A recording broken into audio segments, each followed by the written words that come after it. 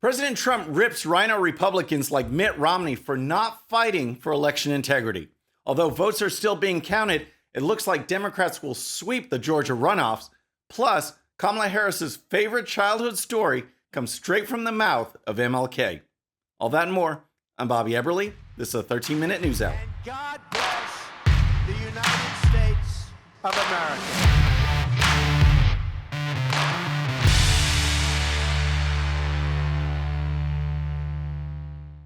All right, friends, welcome to the show. Happy Wednesday. I hope you're having a great week. If you're new to the show, thank you so much for tuning in.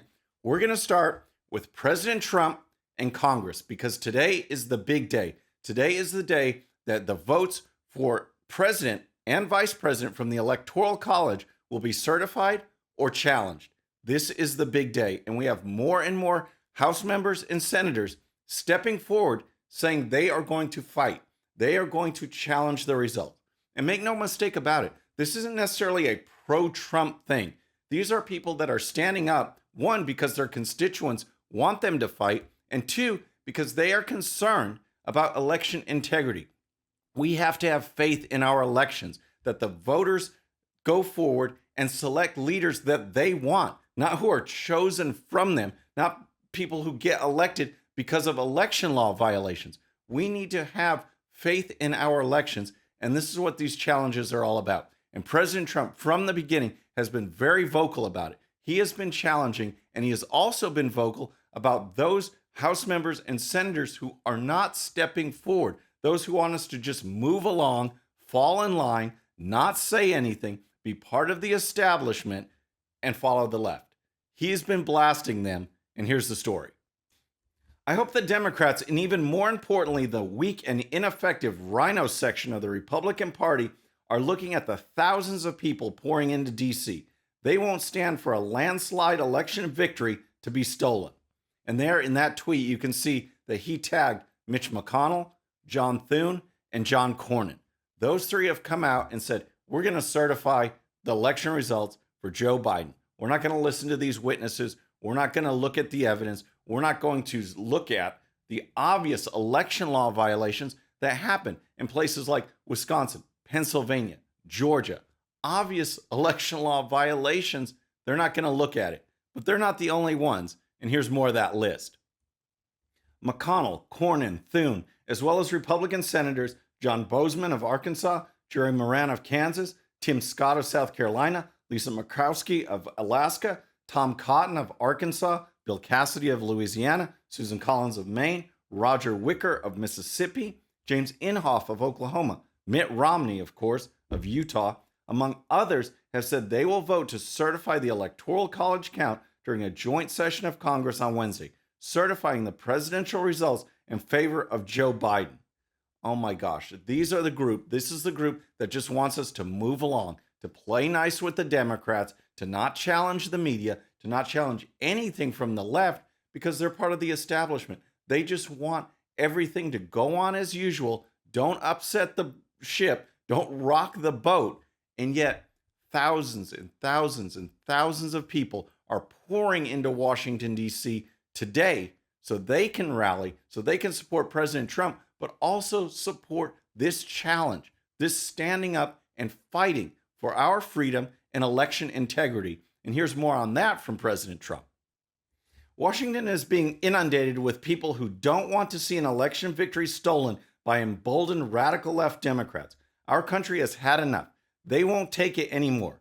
We hear you and love you from the Oval Office. Make America great again. So on the flip side, there are senators like Mitt Romney and Susan Collins who say that this challenge, these people coming forward, is an assault on our democracy, that they say this undermines confidence in the 2020 election. Are you kidding me? Our confidence was undermined on November 3rd when we saw what was happening, all the polling that was skewed, all of that mess. And then on November 3rd and into November 4th and on, we saw the results. Our confidence in the election has nothing to do with a single statement that President Trump has said. We can analyze the data. We can hear these witnesses. We can watch the testimony. It's been undermined. A rally is not going to do it. And Mitt Romney is just so out of touch. And here's more from that group, the Romneys and Susan Collinses. The 2020 election is over. All challenges through recounts and appeals have been exhausted, the group said. At this point, further attempts to cast doubt on the legitimacy of the 2020 presidential election are contrary to the clearly expressed will of the American people and only serve to undermine Americans' confidence in the already determined election results. The group added, the voters have spoken, and Congress must now fulfill its responsibility to certify the election results. So, today should be interesting. You'll have debate on a number of states, but you still need a majority in both houses to challenge the results, to overturn what the certification clearly stands as. I'll keep on it. We'll see what happens. So next, let's talk about the Georgia election results. But first, if you're new to the show or haven't subscribed yet, please subscribe. And when you do, please hit that bell so you'll be notified. We're making our push for 150,000 subscribers, and we can do it with your help. All right. Yesterday was the Georgia runoffs, and we knew from the press, we knew from vibes, from studying, that this was going to be tough. We knew that the Democrats were making this big push because of coronavirus, mass mail-in voting. It's all free-for-all in Georgia, and it looks like we paid the price, partly because of that, and partly because the GOP was so disheartened about election fraud, thinking if they come out, it's not going to make a difference. And as it stands now, although votes are still being counted, it looks like the Democrats will sweep both of the races. And here's the story. Shortly after midnight, Mr. Warnock claimed victory in his race, though Ms. Loeffler had given a speech saying the race wasn't over. We were told that we couldn't win this election, Mr. Warnock said, but tonight we proved that with hope, hard work, and the people by our side, anything is possible. Mr. Warnock, who will become Georgia's first black U.S. senator, said he hopes his story will be an inspiration to some young person who is trying to grasp and grab hold of the American dream. While falling short of an emphatic victory claim, Mr. Osoff's campaign said he expects to win too, though the race had not been projected as of 3 a.m. So, as it stands now, by the time when I went into the studio to do the show, Warnock leads Loeffler by a little over 50,000 votes. Osoff leads Perdue by about 16,000 votes. There's some military votes out there. There's some other votes that still need to be counted. But as of now, when I went into the studio, both races were being called for the Democrat. And if you were watching yesterday, it was just like deja vu of November 3rd. The Democrats had huge leads when the election results first were posted, that because of the early voting and the mail-in ballots.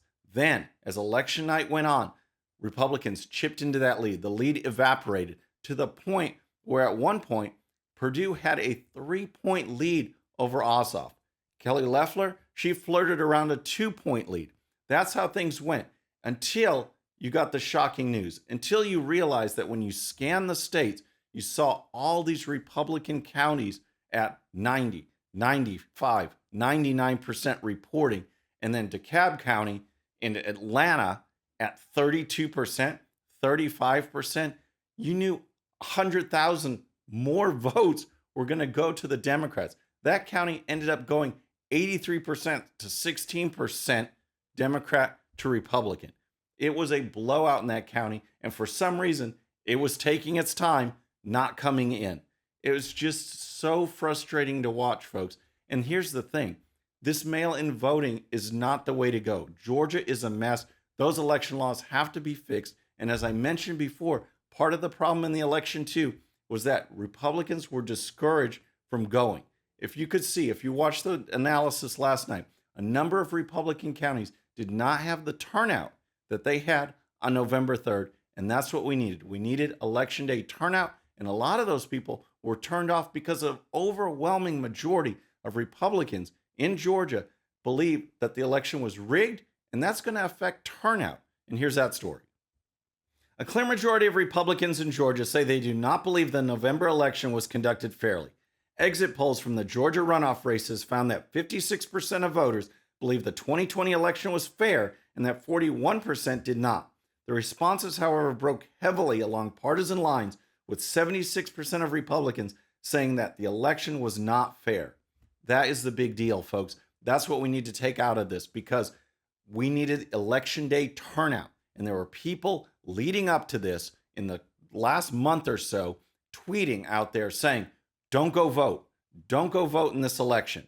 Here are the results. We have Warnock and Osoff. Warnock, a person who hates America. He hates the police. He hates America. He hates the military. This guy is elected. He is likely going to be a United States senator, all because the turnout was not where it needed to be. And that's the Georgia runoffs. All right, next, let's talk about Kamala Harris, because we know all about her. We know she is the darling of the left. She was the most liberal left-wing senator by the rankings, the most, more than Bernie Sanders. We also know that she worked her way up in California politics through some rather questionable activities. She's also, it turns out, I guess, a fan of Joe Biden, who Joe Biden loves him some plagiarism. Well, it turns out Kamala Harris's favorite childhood story looks like it came straight from the mouth of MLK. And here's the story. A story Vice President-elect Kamala Harris told a months-old magazine interview about her childhood has resurfaced after readers noticed parallels to a story told by Reverend Dr. Martin Luther King Jr. in 1965. Speaking to Elle magazine for its October cover story, Harris detailed a time when she became separated from her parents at a civil rights march in Oakland, California. My mother tells the story of how I'm fussing, and she's like, "Baby, what do you want? What do you need?" And I just looked at her and I said, "Freedom," Harris told the magazine. Give me a break. Harris wants freedom, and this wasn't the only time she told this story. Here's Harris with host Jimmy Fallon. Well, I was in a stroller. And so I was out there. And in fact, my mother used to have a very funny story about I was fussing and she said, "Kamala, what do you want?" And I said, and this is how she would say it. And she said, "Kamala, what do you want?" And I said, "Freedom." No. Oh, come on. So that's just so funny. These people are busting up. This story is so funny. Now, look at MLK from an interview in Playboy magazine in 1965. I will never forget a moment in Birmingham when a white policeman accosted a little Negro girl, 7 or 8 years old, who was walking in a demonstration with her mother, King told the magazine. "What do you want?" the policeman asked her gruffly, and the little girl looked at him straight in the eye and answered, "Feed 'em," he continued. So, there's Harris, again, taking a page straight out of Joe Biden, loving her some plagiarism. We'll see if the media actually cover this story, because they've been all over others, like Melania Trump, when she gave a speech saying, "Oh, it appears passages were taken from somewhere else." Are they going to look at an actual Democrat elected official copying MLK? We'll have to wait and see. So next, let's talk about CNN, Chris Cuomo, and Don Lemon, how absolutely pathetic they are. They were railing on Marco Rubio, making fun of his Christian faith. I mean, give me a break. In this exchange, these guys are talking. They first talk about Georgia's Secretary of State, Brad Raffensperger, and they talk about his faith. But of course, he's fighting Donald Trump, so he's the good guy. Here's Cuomo and Lemon. That was a gutsy thing. Let me tell you, for that Secretary of State to say to the President of the United States. It was very gutsy, but it's the truth. And you know what? He is a man of faith. And I learned about it tonight as I was watching CNN, that he is a man of faith and he's relying on his faith. And that's why he could sit there and just very stoically say, "I'm sorry, Mr. President, you're wrong." Wow, how inspiring. Raffensperger is a man of faith. He's fighting the good fight. And what is that good fight? Going after President Trump. That's what they're saying. If someone is fighting President Trump, then it's okay. His faith, that's a strong point. He is so good. We need to follow him. But now, look at Cuomo talking about members of the House and Senate who support President Trump. The Kevin McCarthy's, the people in the House, the people in the Senate, who are enabling this, who are complicit in it. You know, the man he called Lion Ted, the man he called Little Marco, Mr. Bible boy. You know, he's got a Bible quote for every moment. He just never speaks truth to power or acts on any of it in the interests of his own state or of this country. Bible boy? Seriously? He has a Bible quote for every moment? Folks, this is outrageous. They call Raffensperger a man of faith because he's anti-Trump. Anyone who supports President Trump, They're making fun of his faith. They're making fun of Marco Rubio's faith simply because he stands up for President Trump. It's absolutely outrageous, and it shows how pathetic CNN is. CNN, Don Lemon and Chris Cuomo are listed as anchors, not opinion journalists like a Sean Hannity or Tucker Carlson, but anchors for newscasts, and yet they go on with stuff like this. It's absolutely pathetic, but I just wanted to pass it along to you. That's CNN. That's what they're talking about. Folks, that's our show for today. I hope you enjoyed it. Please subscribe, and when you do, please hit that bell so you'll be notified, and we'll see you next time. I'm Bobby Eberle. This is the 13-Minute News Hour.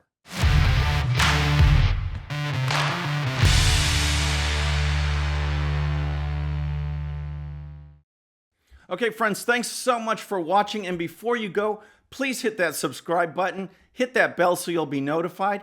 And here's a special video just for you so you can watch even more of the 13-Minute News Hour. And don't forget to check out GOPUSA.com for the best in conservative news and commentary.